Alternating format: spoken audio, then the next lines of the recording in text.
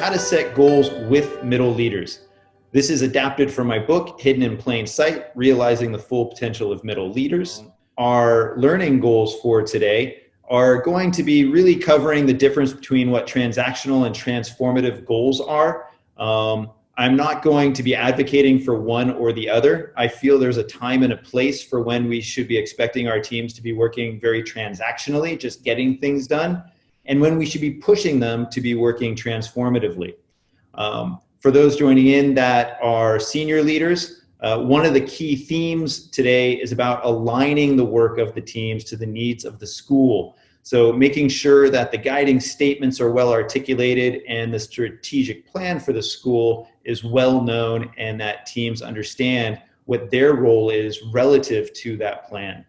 Now, for teams to be effective, I also advocate for regular team health checks. So in today's webinar, I will be introducing to you two different processes for doing a team health check and why that is so important when we actually consider setting goals for teams, because we really need to take into account the health of that team before we can actually expect them to achieve anything on a bigger or smaller scale.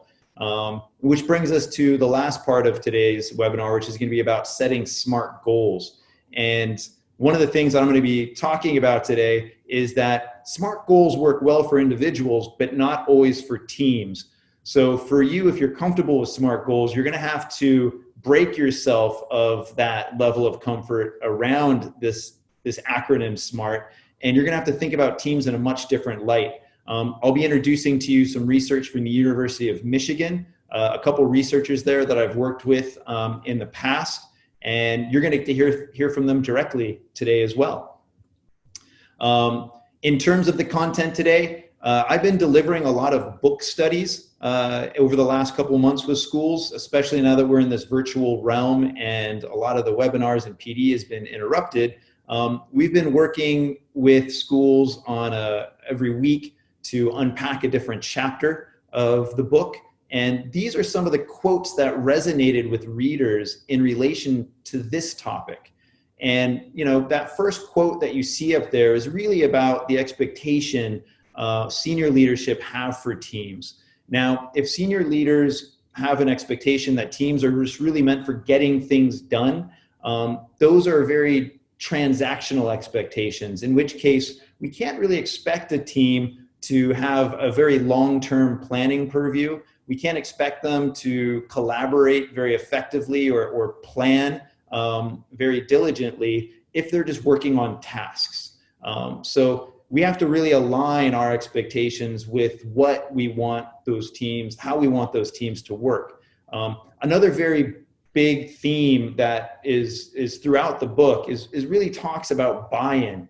And as you can see from the second quote and even the fourth quote, this whole idea of buy-in, that if we want middle leaders to work and be accountable for achieving those results that we want to set within our schools, we need to have buy-in from them. So throughout today's presentation, I'll be introducing a variety of strategies that you can get buy-in and actually demonstrating for you how to achieve that.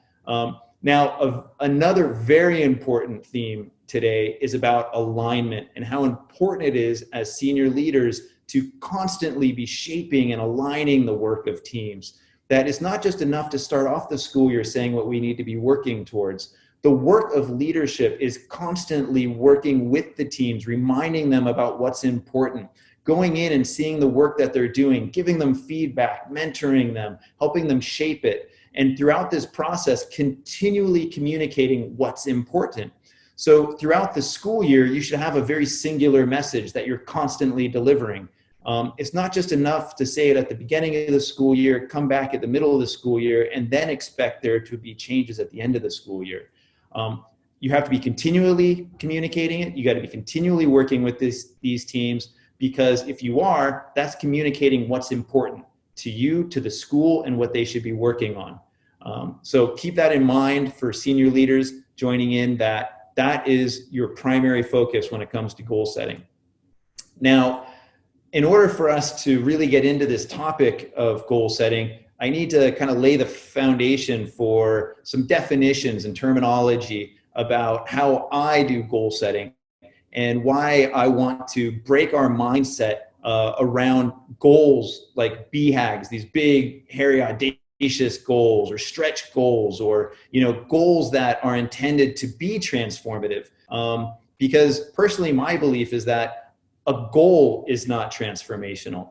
A goal, as you'll see in this image here, is an output. I see goals and outputs, that language, I use them interchangeably. I see that outputs, you have several outputs that can contribute to an outcome. And what we see in terms of this image here, this is what I call the collaboration spectrum. Now, within schools, we can define collaboration in a number of different ways. Often what I see in schools, though, is that their form of collaboration often takes place more on the transactional side of this image, where they could be planning and doing assessment and training and observation at a very high functioning level. But again, I wouldn't consider that transformational. And let me give you an example. Let's take observation, for instance.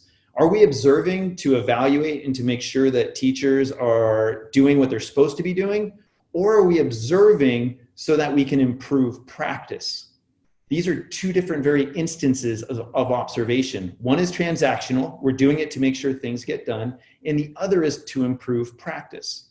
Now, if you want to improve practice and you want to inform the effectiveness of instruction, that's moving more down the collaboration spectrum towards transformative. But to get there, you need to have shared beliefs, you need to have shared goals, and you need to know how to work interdependently. And each one of those have processes in and of themselves. So when we start to think about these outcomes, some of these outcomes can be short-term, mid, or long-term. If we were to look at improving and informing the effectiveness of instruction, I would consider that more a midterm outcome. How I define these outcomes in terms of their duration or window. Short-term outcomes are anything that can be achieved within a year to 2 years. Midterm outcomes typically take 2 to 3 years, potentially 4. Long-term outcomes, I mean, when we take a look at those social, economic, civic, environmental, just to achieve those outcomes with our students could be literally their lifetime within the school, could be completely through all through secondary.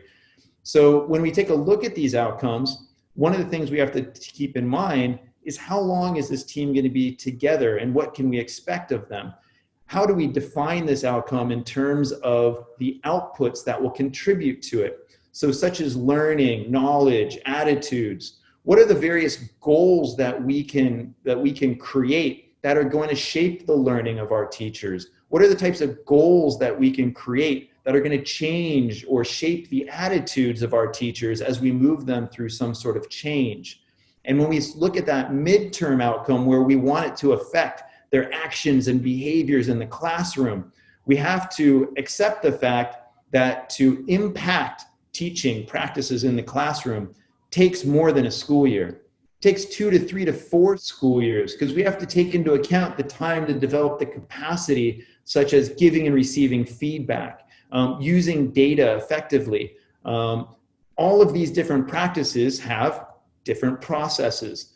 So let me give you an example of what this idea of outputs and outcomes looks like in a more obvious workflow. Now, I'm going to come back to the outcome of informed effectiveness of instruction. Now, ultimately, what we'd really like to have is teams working together to improve teaching and learning practices. To do that, they need to be informed on the practices that they currently have. Now, as an outcome, I would say that would be about a 2-year process based on my experience with schools. Now, you might have a team in your school that's very high functioning, that's worked together for a long time. They've been to a variety of workshops. They might be ready to try to tackle this outcome this year. But what I see a lot in schools is the majority of teams, there's been a lot of change, a lot of new people coming in or shifting in roles. So even though they might be very high functioning, doesn't mean as a team that they're going to be able to come together and tackle a big outcome. So if we do have that expectation, well, let's break down and form effectiveness of instruction as an outcome and see what it looks like in terms of goals. If teams are effectively commonly planning, hey, that's great. At least, we're teaching like for like. And that's going to help us inform effectiveness. And if they're engaging in moderation, hey, that's great. That's going to contribute to informing the effectiveness of instruction. If we wanted to break this down further, there's several other things we can do, such as observation, that inform the effectiveness of instruction. But now each one of these outputs, what I would consider a goal, has its own processes to achieve or produce that output. And these processes, for instance, are, unit planning. So common planning in and of itself might have additional processes. And just to get to common planning, you might have additional goals. So I don't want to overcomplicate it, but I do want you to understand that when you set your mind on a goal, you have to begin thinking about all the different processes and inputs that need to be contributed to producing that goal and what outcome it leads to. Often in schools, what I see is the goal is defined as the outcome, when in fact, it's ill-defined and there might not be the processes or the other resources, inputs necessary to achieve it in place already. So when we take a look at outputs versus outcomes, this would be what it would look like in a more practical environment. And if you did want to tackle common planning and you realize that your school lacked a efficient or effective unit planning system or guidelines or policies, then you'd have to really start at developing those processes to achieve that goal or that output. And to do that, you'd have to be looking at what the various inputs you need. When you take a look at your goal setting from this perspective, it helps to inform you in terms of the different training and experience and resources that you'll need for that team as well, which can be incredibly empowering and also exciting and motivating to that team. Now, let's talk about supervising versus leading. One of the most important things to understand is about how teams are composed. In fact, to even call some teams a team would be wrong. One of the favorite studies that I like to refer to is about Project Aristotle, Google. They, a few years back, went out to research what is an effective team leader. What do they do? How do they do it? How do they get their teams to produce at a very high level? I've included the link for that study to where you can get a lot of great information about how great leaders inspire their teams to do great things. One of the things that I found actually most interesting in this research, though, was they said before we can actually say what makes a great team leader, we need to really define this word team. And what struck me about this definition of team was the fact that when I go into schools, I see a lot of teams actually operating as work groups. And based on this definition, they're characterized by the least amount of interdependence. And really, if you can imagine what it would be like as a team leader, you're basically supervising the work of other people. You're checking in on them to making sure they're doing what they're expected to be doing, and maybe in some cases even helping them get to that point. But there's a very small amount of interdependence. And in fact, you will not see team members perhaps helping each other. And that's effectively a working group. And a working group has a supervisor, not a leader. Now, when we talk about teams, they're very highly interdependent and they're working towards some very well-defined purpose. And in doing so, everything they do, the resources they collect, the conversations they engage in, the work that they do is all really aligned and focused on that purpose. So what I'd like to do is take an opportunity for you to reflect. When you think about teams for next year, whether it's a team you're leading or teams that you're going to be supervising, the main question here for you will be, do you want your team leaders, do you want them to be effectively supervisors, or do you want them to lead a team? And let's put this into the context of the coronavirus. With so much going on right now and people so busy trying to adjust, would it be fair to expect to have these organizational units be a team working towards some type of common purpose, working transformationally, especially when they themselves are having so much trouble trying to adjust? Or would it be more fair to say, hey, at this particular point, I think calling you a working group and having you supervise the work of the other team members is going to be sufficient? So when we take a look at supervising versus leading, it really comes down to what type of relationships do we want on that team, and what is fair to accept or expect that particular leader to do. So when we move on beyond this sort of idea of, is it a working group or a team? Let's just suppose we're working towards that team model. Well, let's now look at a team three-dimensionally. Now, this comes from the first chapter in my book, where I really try to hone in on, when we're choosing the right middle leader, we need to make sure that they're going to fit in on all dimensions. Now, the first dimension is the team. What type of relationships are on that team? How well do they work interdependently? How invested are they into the work of each other? As we look at that team, what type of outcome would be, reasonable to expect them to achieve? If they're a very well-formed team and they're working very effectively, interdependently, then the type of outcome we can expect might be much more transformative.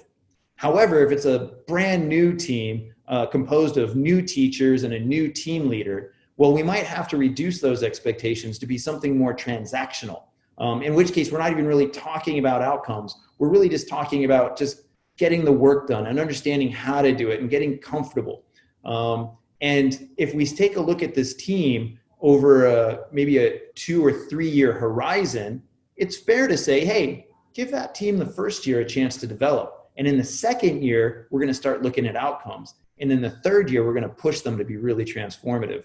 And as you're doing that, you're developing the capacity of the team, this final dimension. Because when we take a look at the fact that we have a bunch of teachers coming together for the first time, some might have, very high experience and skills and be very good at what they do. But that doesn't mean they can translate that into a team environment. That what they do well is necessarily going to rub off on other teachers in that context if they don't know how to play well. So when we look at the capacity of that team, we're really looking at the capacity of that team to take on transformational work. I'm going to come back to the question of observations. So let's think about observations from the perspective of, hey, is it a transactional request, in which case we just want you to do evaluation to make sure that you're meeting the attainment levels that we've set? Or are we using observation for the purpose of improving teaching and learning? If it's that latter, then we have to understand that the capacity that team needs to build, and building capacity is another term that I use a lot throughout my book, is basically developing their ability to be able to engage in giving and receiving feedback, in engaging in data analysis protocols, really looking and going through student work and being open to the feedback of their peers. And that's largely how we start leading towards that idea of transformation. But it takes teams time to build that capacity. It takes a considerable amount of time to build that capacity, considering everything else going on in a school. So when we take a look at it three-dimensionally, team, outcome, and capacity, team being the primary focus, we want to basically really look at what the health of this team is. We need to be able to identify how well they work with each other. And for instance, here I have 13 different categories outlined for you, from how well are they at balancing their roles within a team, all the way to their ability to do decision-making and problem solving. This is an example of a team health check that I do with schools every year. This team health check is actually comprised of 156 different statements. There's 12 statements in each category. The reason we have the 12 statements is to ensure reliability within the survey. Based on the results, each team gets a custom report that really helps them understand their perception of the team's health. And what's really great about this type of survey is it goes really deep into detail around the idea of the perception each team member has relative to these statements. So let's take a closer look at clear objectives and purpose. As you'll see in an example report, you have the team member average perception and the team leader's perception.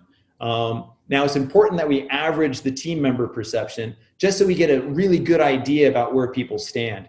On some teams, you might have a team member that thinks, hey, everything is good. I'm happy with the way this team functions. And then you might have another person on that same team that's like, I'm not happy. I can't wait till the end of the school year. The average just kind of gives us an idea of where the team sits. And if that average is pretty high, that person that's not happy with the team has to really reassess, why are they the only person that sees whatever is going on and nobody else is affected by it? So it's important that we don't actually try to pull out any one person on the top or the bottom and call them out. And it's also important to note that this is not an evaluation of the team leader. It's important that we distinguish the team leader's perception from the team members, because the team leader is engaging in so many more conversations than team members are. That team leader is interacting with senior leadership all the time and is privy to information that the team isn't. That team leader might actually know what other teams are doing and how well they're performing. So for a team leader like this that's thinking, hey, 9s and 10s, I'm really happy with the way my team is performing. Sure, they'd like to do more, but when I look at other teams, you know what, guys, we're good. And based on the expectations from senior leadership, they don't really want anything else from us, and they're happy with what we're doing. So I'm comfortable in this zone.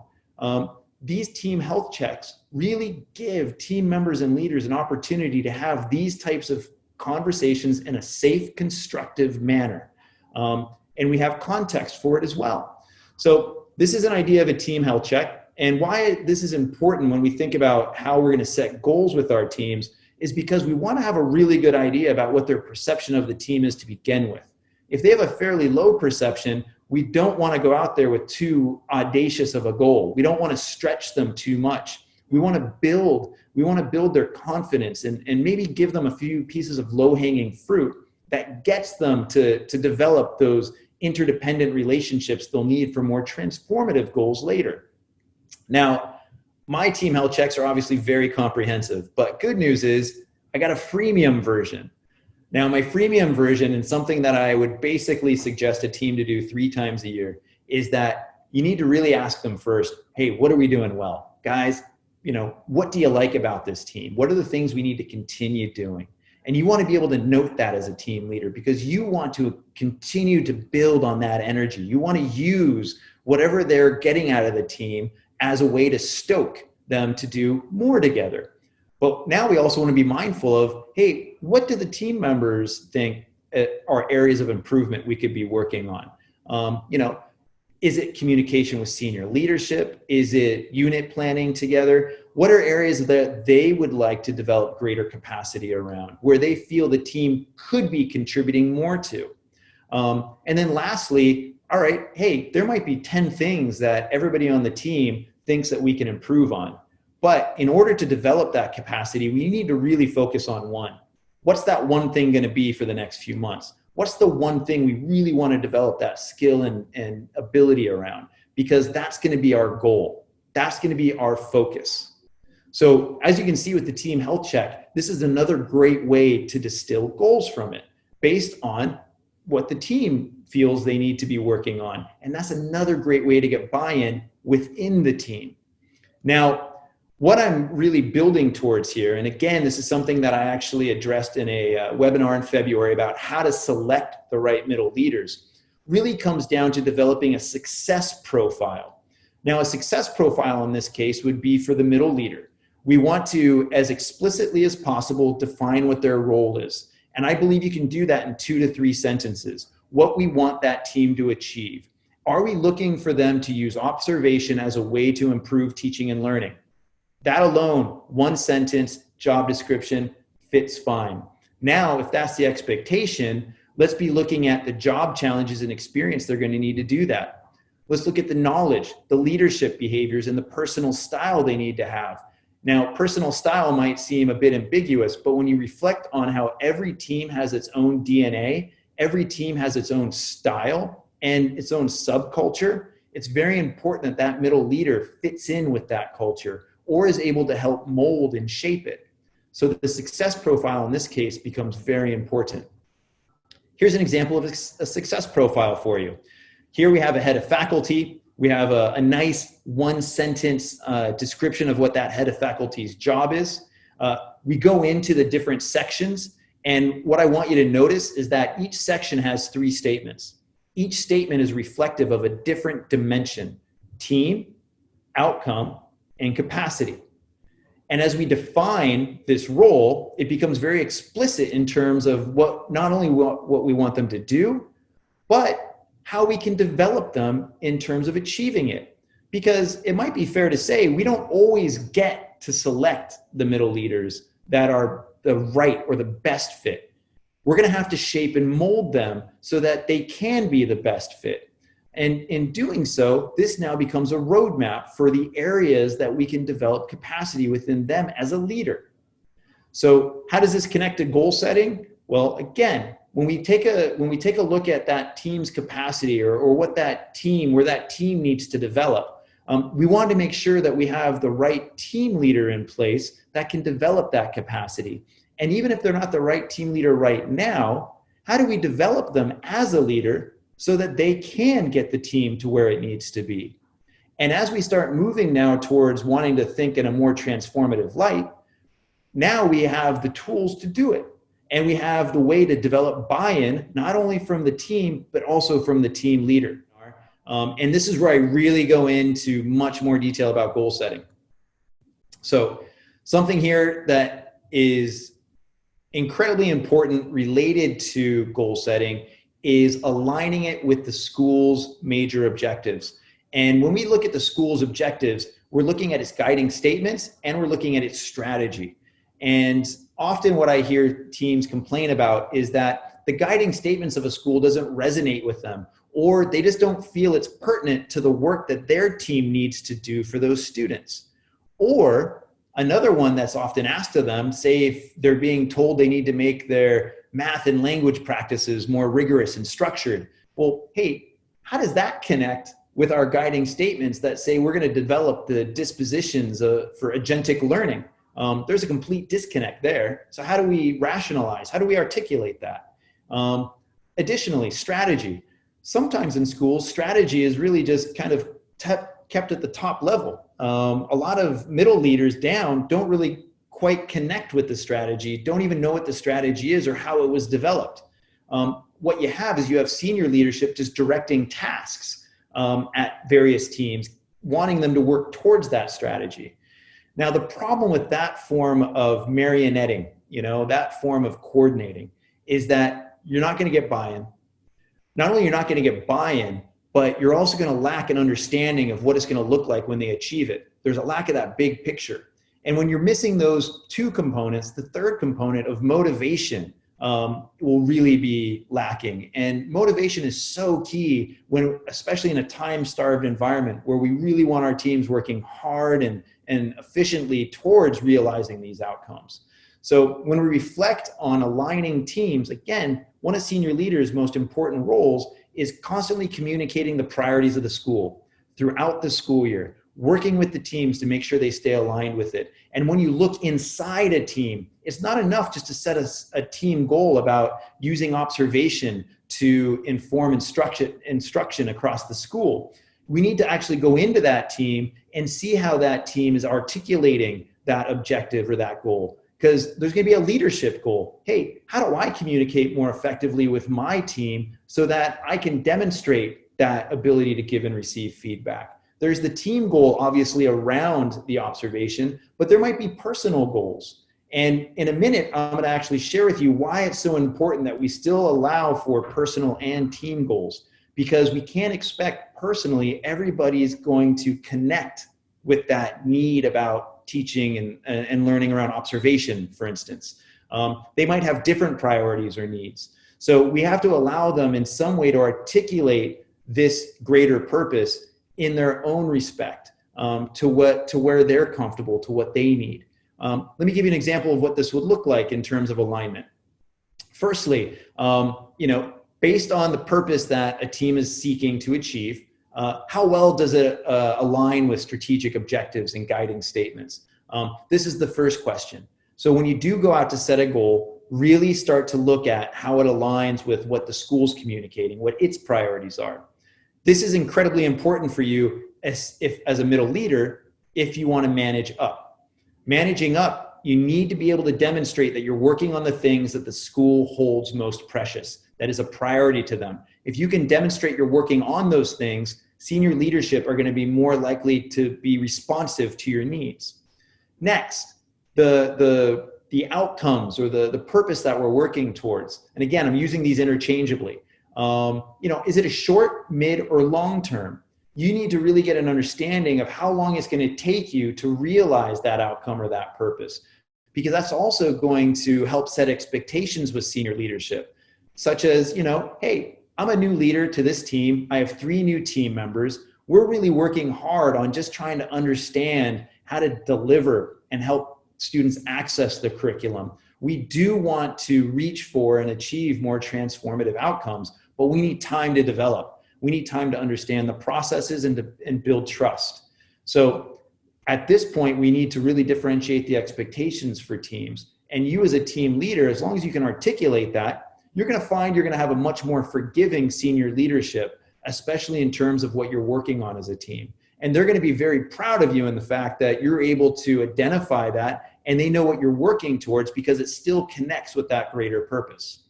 And, again, it comes down to point 3 here, time. We're in a time-starved environment, so how can we use that time most effectively?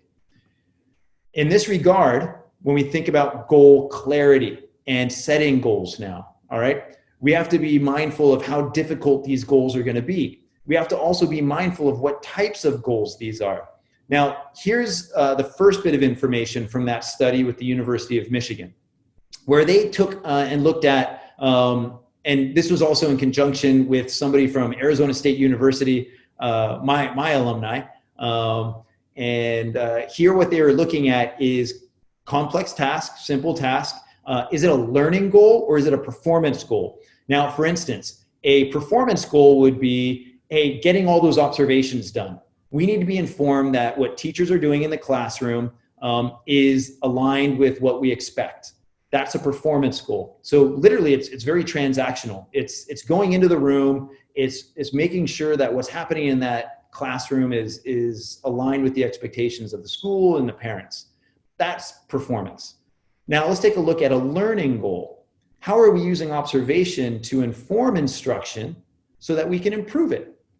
Now, interestingly enough, and what you'll see from this slide is the conclusion is based on the fact that when there's specific learning goals in teams, when you make them too specific, it generally starts to lock out people's interests. It narrows the focus or the elements that they might be interested in, where they want to develop.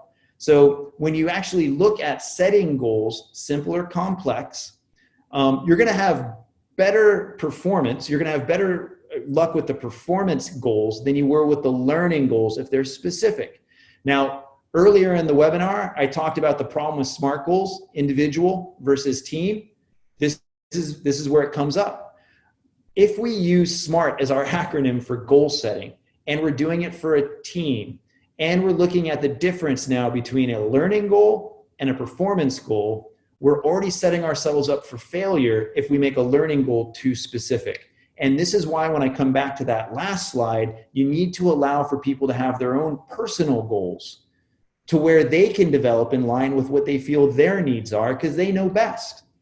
Now, when we look at the performance goal, the more complex it gets, you'll notice that there is a decline in the actual what's achieved or realized in this regard, but that's going to be natural. That's going to happen in any case. When something gets more difficult, the actual team performance will decline in any regard. What we're looking at, though, is this difference between performance goals and learning goals. So keep that in mind when you actually set your goals with your teams and distinguish between a learning goal and a performance goal. A performance goal, again, more transactional, in which case you can be more specific. Learning goal, you're going to have to be a little bit more broad and accept the fact that people are going to have to be able to articulate it to meet their own needs. What I'd like to do now is I want to bring in the actual one of the lecturers that I cooperated with a few years back, and also was very familiar with these studies because he worked with other people that were involved in the study, but also the research that transpired later. Here you have a small presentation. Now, another element that we talked extensively about when we looked at goal setting with individuals is goal difficulty. how difficult or challenging should we make the goals?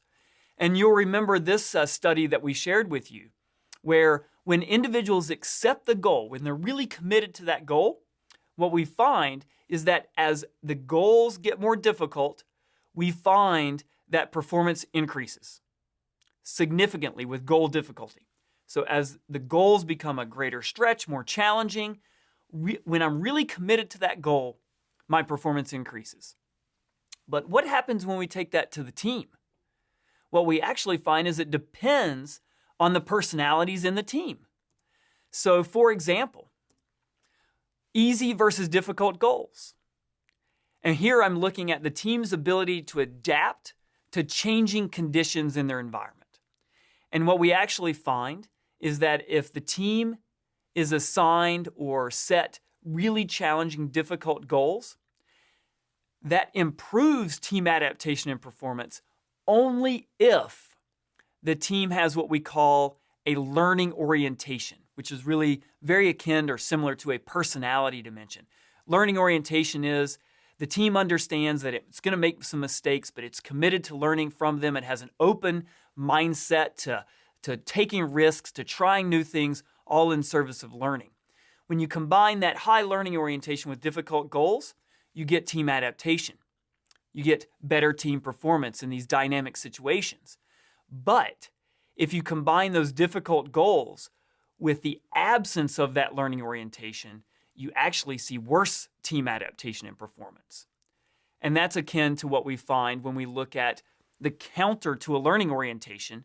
Again, very much like a personality dimension, performance orientation.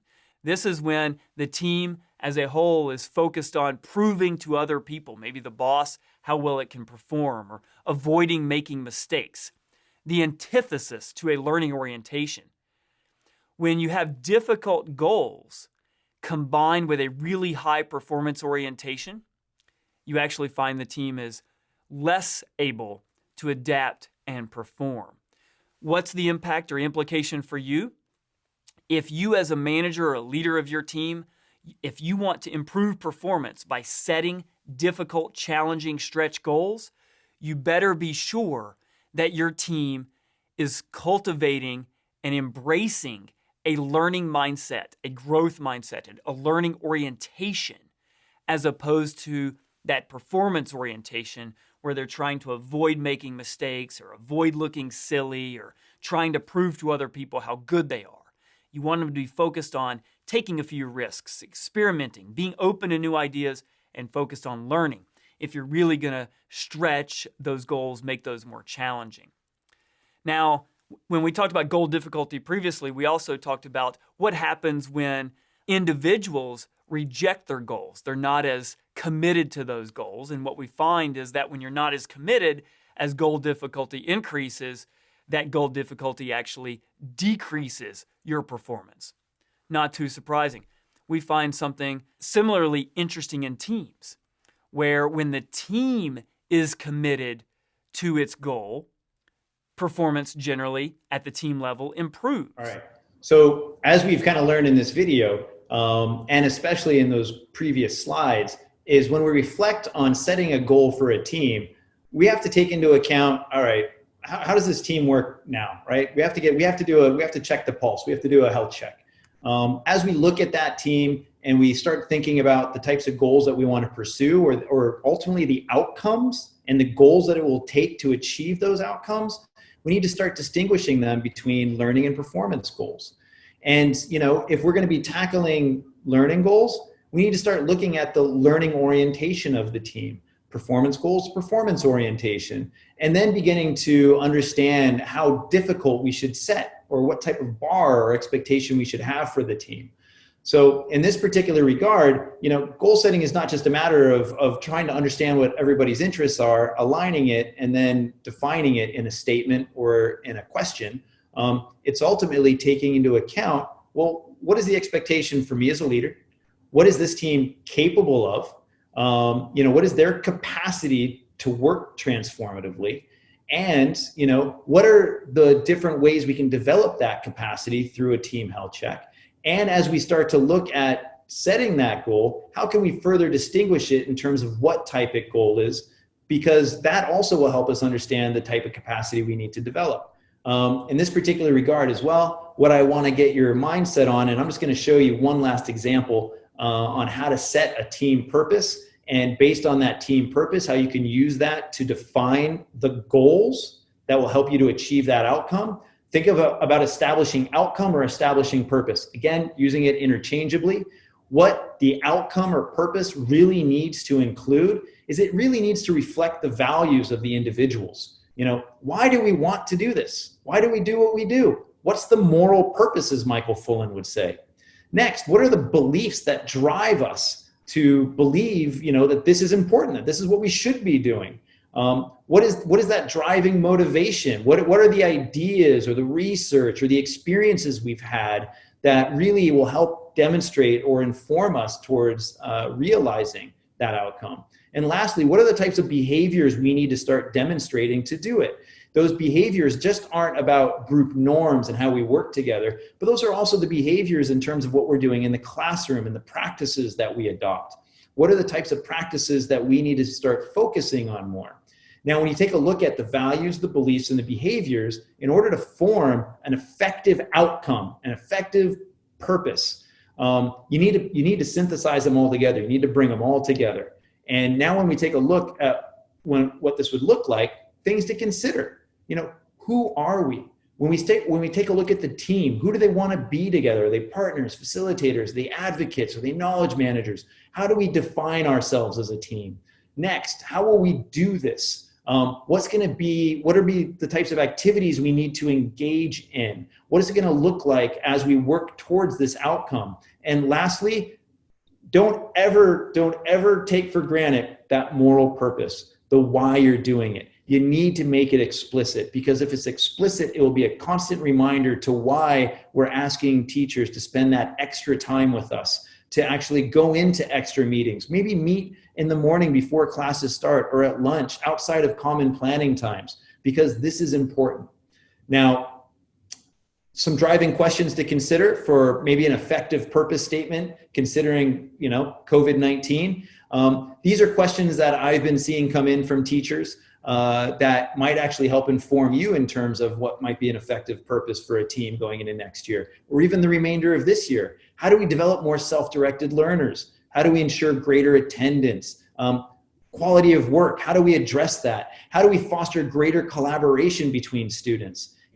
Feel free to substitute the word students for teachers as well, because there's also been quite a lot of animosity online between teachers just trying to juggle what's going on at home, the class loads that they have to prepare for, because let's be honest, preparing an online presentation is not like preparing a lesson plan in the classroom.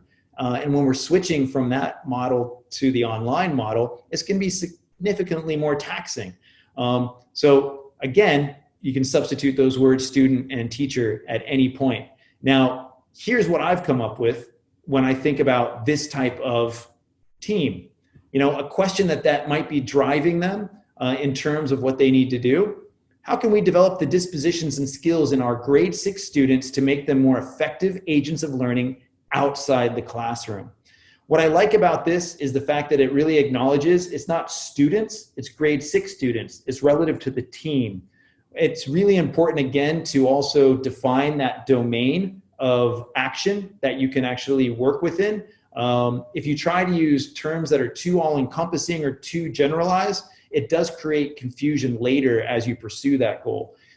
Next, I chose to use outside the classroom as opposed to using online learning, because whatever skills and dispositions that we're creating now, we want it to translate to the online realm. But what's even more exciting is if they're doing this, even if we're in the classroom, and that they're bringing this, agentic learning into the classroom, because they're demonstrating what they're doing outside the classroom.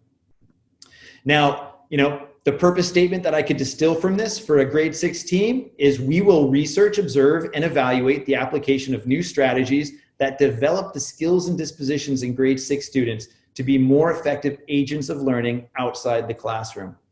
Here we took a bunch of driving questions, things that were really eating at us. We synthesized it into a question that was really reflective of the interests of the team. And then what we did is we took that driving question and made it into a purpose statement, an outcome that we're going to be working towards to ensure that we achieve it.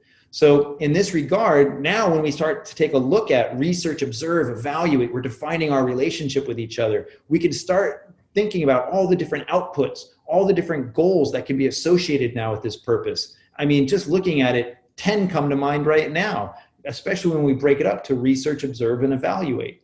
So this is ultimately what we're getting at in terms of goal setting with middle leaders. We're taking into account those 3 dimensions of leadership: team, outcome, and capacity.